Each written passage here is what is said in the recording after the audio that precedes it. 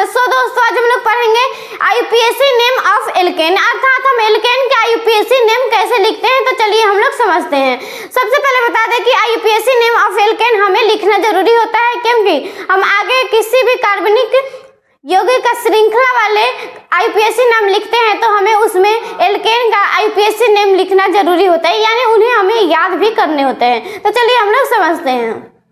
सबसे पहले IUPAC name of alkene, अर्थात एल्केन का IUPAC नेम कैसे लिखें। सबसे पहले बता दें कि एल्केन का जो IUPAC नेम लिखने का जो होता है सूत्र होता है, यानी CnH2n+2 होता है, जहां n जो होता है कार्बन एटम की संख्या, यानी कार्बन की संख्या होता है, अर्थात जितना कार्बन होगा उनके अनुसार ये जो होता है उसका नाम या सूत्र होता है। यहाँ पे ये यदि नंबर यानी कार्बन का जो नंबर 1 हो तो इसका सूत्र कैसे लिखें, यानी हम सूत्र से समझते हैं कि यहाँ पे कौन सा सूत्र हो गया, यानी कौन कैसा सूत्र रहेगा। सबसे पहले कार्बन का 1 है तो यहाँ पे 2 × 1 + 2, यानी 2 एकम 2 हो जाएगा +2, यानी 2 2 4, यानी हो जाएगा यहाँ पे हाइड्रोजन जो हो जाएगा 4 हो जाएगा, यानी CH और 4, यानी इसका जो नेम होता है मीथेन। उसके बाद n = 2, यानी कार्बन की संख्या 2 होगी तो यहाँ पे इसका नाम क्या होगा और इसका जो सूत्र होगा क्या होगा। सबसे पहले यहाँ पे समझते हैं 2 है तो 2 × 2 + 2, यानी 2 दूना 4 और +2, यानी 4 और 2 6, तो हो जाएगा C2H4, C2H6 हो जाएगा यहाँ पे, क्योंकि यहाँ पे C यानी कार्बन 2 है और यहाँ पे H जो है 6 है, यानी यहाँ पे 6 आ गया। उसके बाद देखेंगे और ये इसका जो C2H6 का जो नेम होता है यानी इथेन होता है। उसके बाद अगर n = 3 होगा, यानी कार्बन का जब 3 होगा, यानी कार्बन जो होगा संख्या उसकी 3 होगा तो यहाँ पे हो जाएगा C3H8, यानी यहाँ पे हम सबसे पहले समझेंगे कि यहाँ पे हम क्या करेंगे। देखिए यहाँ पे जैसा नंबर यानी जितना नंबर होगा उससे हम गुना कर देंगे और उसमें 2 जोड़ देंगे, तो यहाँ पे हो जाएगा हमारा 3 दूना 6 और 2 8, तो यहाँ पे 8 हो गया, और 2 दूना 4 और +2, यानी यहाँ पे 6 हो जाएगा। ऐसे ही हम इसमें इसका डबल कर देंगे, यानी इसमें गुना कर देंगे और 2 उसमें जोड़ देंगे तो हमारा आ जाएगा। तो फिर यहाँ पे हम देखेंगे C4 हो गया और 2 2 चौका 8 और +10 आ जाएगा, तो यहाँ पे हमारा 10 आ जाएगा। और इसका जो हो गया 3 का जो नेम होता है प्रोपेन होता है, और 4 जिसमें होता है कार्बन की नंबर उसमें उसका जो नंबर होता है ब्यूटेन होता है। और यहाँ पे 5 है तो यहाँ पे 5 हो जाएगा C5H12, 5 दूना 10 और 10 और 2 12, यहाँ पे हो जाएगा इसका नाम पेंटेन। उसके बाद 6 होगा तो यहाँ पे C6H14, यहाँ पे इसका जो नाम हो जाएगा हेक्सेन हो जाएगा। उसके बाद 7 होगा तो यहाँ पे C7H16, यहाँ पे इसका नेम हो जाएगा हेप्टेन। उसके बाद 8 रहेगा तो यहाँ पे C8H18, तो यहाँ पे ऑक्टेन हो जाएगा इसका नेम। उसके बाद 9 का हो गया C9H20, यहाँ पे इसका हो जाएगा नोनेन। उसके बाद 10 होगा तो यहाँ पे हो जाएगा C10H22, तो यहाँ पे हो जाएगा डेकेन। अब हम इसके आगे हम इस सूत्र के अनुसार, यानी हम यहाँ पे ट्रिक्स भी बताए थे कि आखिर में ऐसे में हम इसको डबल कर देंगे और उसमें 2 प्लस कर देंगे और इसके आगे हम उसका नाम लिख देंगे, और इसे हम इसके पहले वाली वीडियो में हम आपको ये अल्क नेम बताए थे और उसके अनुसार हम नाम भी लिख सकते हैं। इसके बाद हम समझेंगे आइसोमर्स के बारे में, यानी समअवयवी के बारे में। सबसे पहले देखेंगे यदि आइसोमर्स क्या होता है। सबसे पहले बता दें यदि दिए गए अणुओं का अणुसूत्र, यानी दिए गए अणु का अणुसूत्र समान होता है लेकिन संरचना अलग अलग होता है तो वैसा अणु समअवयवी कहलाता है, यानी आइसोमर्स कहलाता है। तो हम यहाँ पे एग्जाम्पल में सबसे पहले समझेंगे, यानी देखेंगे यहाँ पे CH3O और CH3, यानी यहाँ पे हो जाएगा C2H6O। उसके बाद यहाँ पे 2 कार्बन है और हाइड्रोजन जो है 6 है, यानी 3 यहाँ पे 3 यहाँ पे 6 हो गया, और जो ऑक्सीजन है यहाँ पे 1 ही है।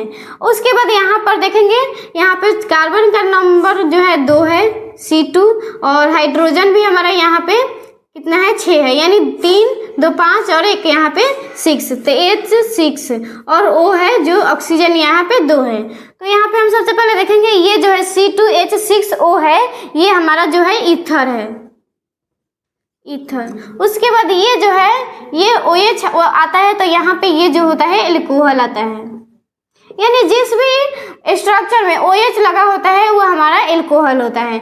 और ये इसी के कारण, यानी इसका जो स्ट्रक्चर है ये अलग अलग है, लेकिन इसका जो सूत्र है सेम है और इसका नाम भी अलग अलग है, तो ये हमारा आइसोमर्स कहलाएगा। उसके बाद देखेंगे एल्केन के समायोगी, यानी एल्केन के आइसोमर्स की संख्या कैसे हम निकालेंगे, यानी कहाँ कहाँ ये लागू होता है आइसोमर्स। सबसे पहले देखेंगे ये एल्केन के आइसोमर्स निकालने का एक सूत्र होता है, यानी 2r-4 + 1, यानी n जो है ये n 4 से बड़ा रहना चाहिए या 4 के बराबर रहना चाहिए, और n जो है एक कार्बन नंबर है, यानी कार्बन का नंबर है, यानी जितना कार्बन रहेगा वैसे हमारा आइसोमर्स निकलेगा। सबसे पहले यहाँ पे देखेंगे मीथेन, यानी मीथेन का जो फार्मूला होता है CH4, यानी CH4 होता है। तो यहाँ पे सबसे पहले हम देखेंगे यहाँ पे कार्बन का जो नंबर है 1 है, तो ये आइसोमर्स नो है, यानी नो आइसोमर्स, ये आइसोमर्स का पालन नहीं करेगा। उसके बाद देखेंगे यहाँ पे इथेन, यानी इथेन जो है C2H6, यानी यहाँ पे अभी पीछे हम फार्मूला निकाले थे ये इसका C2H6, तो यहाँ पे कार्बन का भी नंबर यहाँ पे 2 ही है, तो ये भी हमारा नो आइसोमर्स है। इसके बाद देखेंगे प्रोपेन, अर्थात प्रोपेन भी यहाँ पे है C3H8, यहाँ पे कार्बन का भी नंबर यहाँ पे 3 है, तो ये भी हमारा नो आइसोमर्स हो जाएगा। उसके बाद ब्यूटेन, अर्थात ब्यूटेन जो है C4H10, अर्थात ब्यूटेन में 4 है, यानी कार्बन की संख्या 4 है, तो ये कार्बन यानी ब्यूटेन जो है ये N, यानी यहाँ पे N जो है ये इसके बराबर है 4 के, तो यहाँ पे हम इसका फार्मूला निकालेंगे, यानी ये आइसोमर्स कहलाएगा। इसके बाद हम यहाँ पे ब्यूटेन का आइसोमर्स संख्या निकालते हैं। सबसे पहले यहाँ पे 2n-4 + 1, तो यहाँ पे हो जाएगा नंबर ऑफ कार्बन जो है n है, तो यहाँ पे हो जाएगा कार्बन का जो नंबर है यहाँ पे 4 है, तो यहाँ पे हो जाएगा 2 हो जाएगा, और 4 - 4 + 1, तो यहाँ पे 2 और 4 में से 4 जाएगा, तो यहाँ पे 0 हो जाएगा और +1, यानी 2 से हम 0 में कुछ भी से भाग देते हैं या गुना करते हैं, तो हमारा यहाँ पे जो 1 आ जाएगा +1, तो यहाँ पे हमारा आ जाएगा 2, यानी ब्यूटेन का जो आइसोमर्स नंबर होगा यहाँ पे 2 होगा। और फिर हम सबसे पहले देखेंगे C4H10 का आइसोमर्स निकला था जो 2 निकला था। अब इसका हम स्ट्रक्चर बनाएंगे कि आखिर में इसका स्ट्रक्चर कैसे बनता है। सबसे पहले यहाँ पे इसका स्ट्रक्चर जो बनेगा यहाँ पे 2 बनेगा, यानी एक नॉर्मल ब्यूटेन बनेगा और एक आइसोब्यूटेन, यानी आइसोब्यूटेन एक बनेगा। उसके बाद हम समझेंगे कि नॉर्मल ब्यूटेन जो होता है यानी इसका स्ट्रक्चर कैसे बनाते हैं। तो सबसे पहले नॉर्मल ब्यूटेन का हम स्ट्रक्चर देखेंगे। तो नॉर्मल ब्यूटेन का स्ट्रक्चर जो होता है यानी यहाँ पे C4H10 है, यानी कार्बन जो है 4 है और यहाँ पे ये हाइड्रोजन जो है यहाँ पे 10 है। तो सबसे पहले देखेंगे यहाँ पे हम कार्बन लिखते हैं, यानी कार्बन 1 2 3 और 4 लिख दिया और इसमें हम एक ये लगा देंगे। और उसके बाद यहाँ पे इस मतलब बाहर वाले जो कार्बन होते हैं उस पे 3 हाइड्रोजन होते हैं। यहाँ पे 3 हाइड्रोजन हो गया, इस पे 2 हो गया, इस पे 2 और इस पे 3, यानी 3 3 6 और 4 10। यहाँ पे हाइड्रोजन लगा देंगे।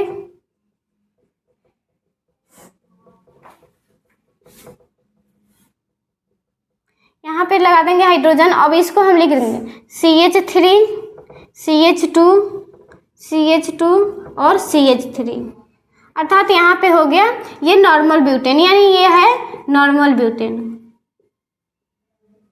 उसके बाद देखेंगे आइसोब्यूटेन का स्ट्रक्चर और उसका ये नाम। तो सबसे पहले देखेंगे आइसोब्यूटेन। और आइसोब्यूटेन जो होता है ये एक आइसोब्यूटेन जो होता है ये 3 ही कार्बन लिखेंगे और इसमें एक नीचे से श्रृंखला में बना देंगे ये आइसोब्यूटेन में। तो यहाँ पे लिखेंगे कार्बन, यहाँ पे कार्बन और ये कार्बन यहाँ पे लिख देंगे, यानी एक कार्बन 2 3 1 4 हो गया। तो यहाँ पे ये 3 लिख देंगे और यहाँ पे ये 3 लिख देंगे और इसमें ये और इसमें एक हाइड्रोजन और ये यहाँ पे हाइड्रोजन। तो यहाँ पे हो जाएगा 3 3 6 3 9 1 10 हाइड्रोजन यहाँ पे हो जाएगा।